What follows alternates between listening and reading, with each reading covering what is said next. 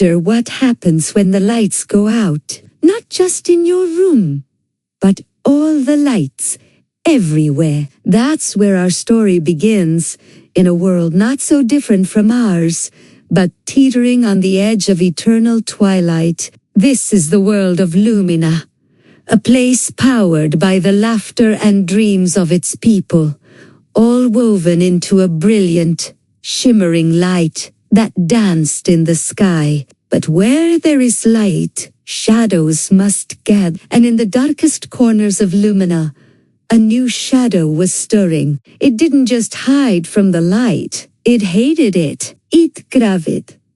Italiano. This was Sombra, a being woven from forgotten fears and whispered doubts. Umbra had no form, just a shifting mass of darkness with eyes that glowed with a cold, hungry purple. It had one desire, to swallow all the light and plunge Lumina into the silent, cold dark it called home. Our hero is a young boy named Leo. He wasn't a warrior or a prince. He was just a kid with a wild imagination and a knack for getting into trouble. His greatest treasure was a small, smooth stone that hummed with a faint warmth, a gift from his grandmother. She told him it held a single captured sunbeam, a reminder that even in the deepest dark, a spark of light always remains. Leo didn't quite believe her, but he loved the stone all the same. One evening, as the twin moons of Lumina began their climb, a strange coldness crept through Leo's village. Laughter died in people's throats. The vibrant colors of the market stalls seemed to fade, as if a gray veil had been draped over them. High above, the dancing skylights flickered violently. Panic began to spread. People looked up, their faces etched with a fear Leo had never seen before. And then he saw it. A colossal shadow, darker than any night, was ascending from the whispering peaks.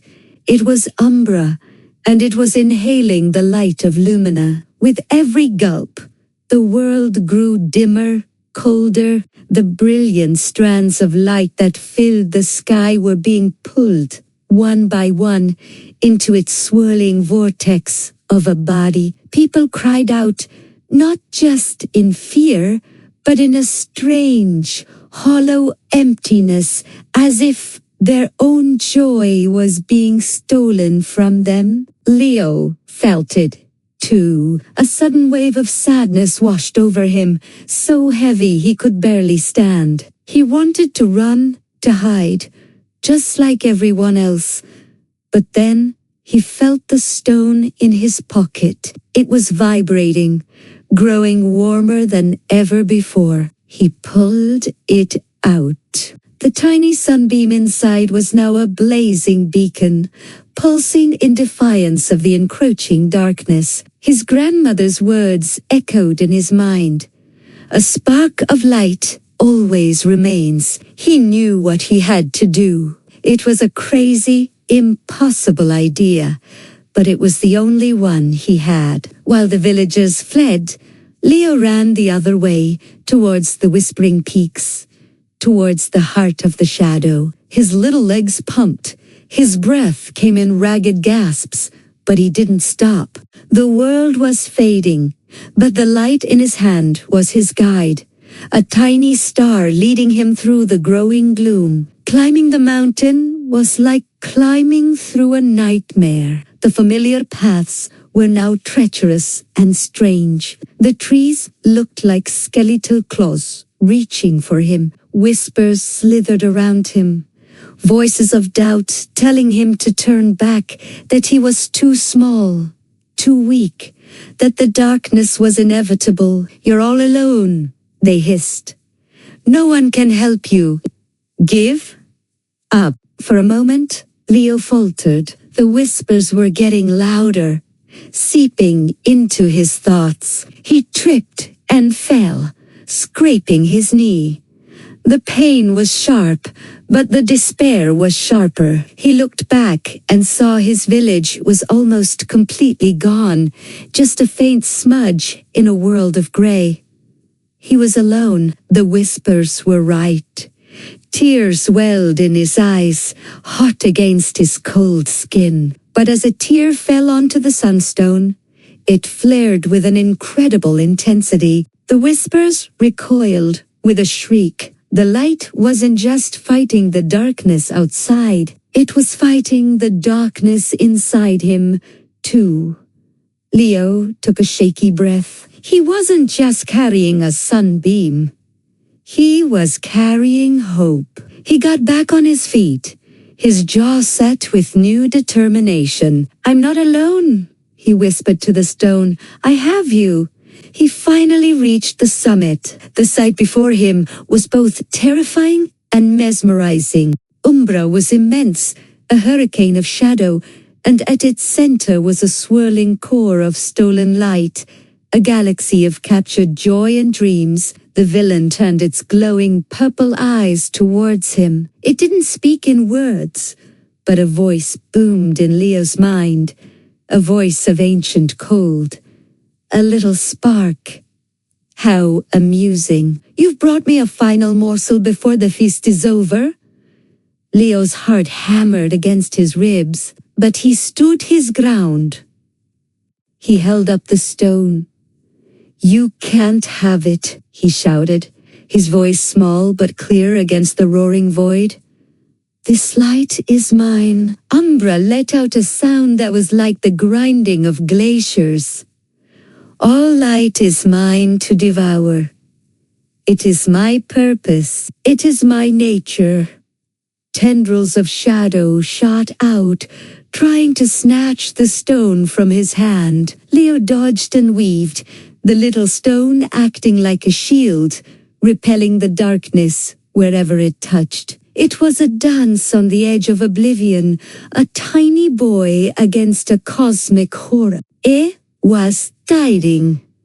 He couldn't keep this up forever. Umbra was too big, too powerful. The shadow was closing in, its cold presence seeping into his bones.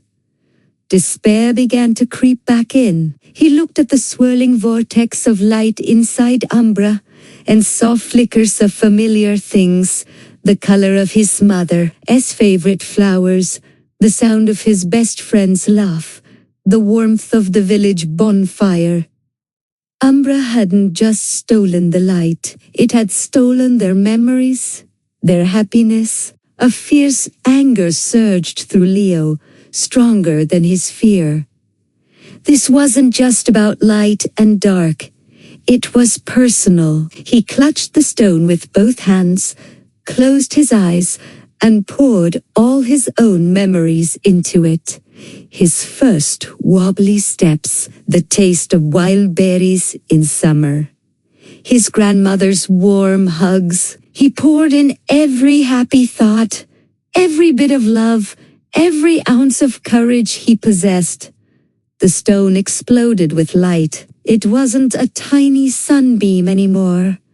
It was a sun, a pure, white, blinding sun that erupted from his hands. The light didn't just push the darkness back. It pierced Italiano. Umbra roared, a sound of pure agony as the light struck its core.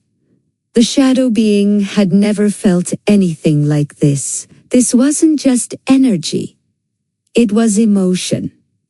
It was love. It was a force it couldn't comprehend, let alone consume. The stolen lights within Umbra responded, awakened by Leo's courage.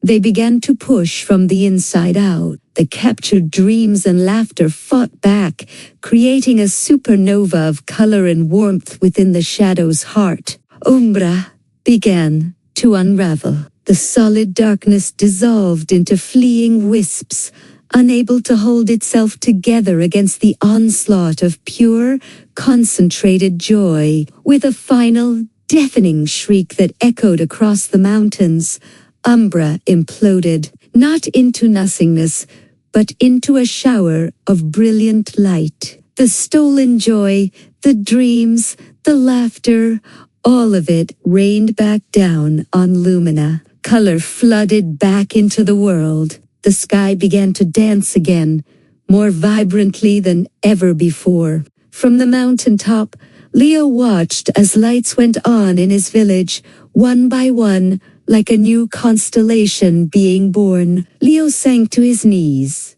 exhausted but triumphant.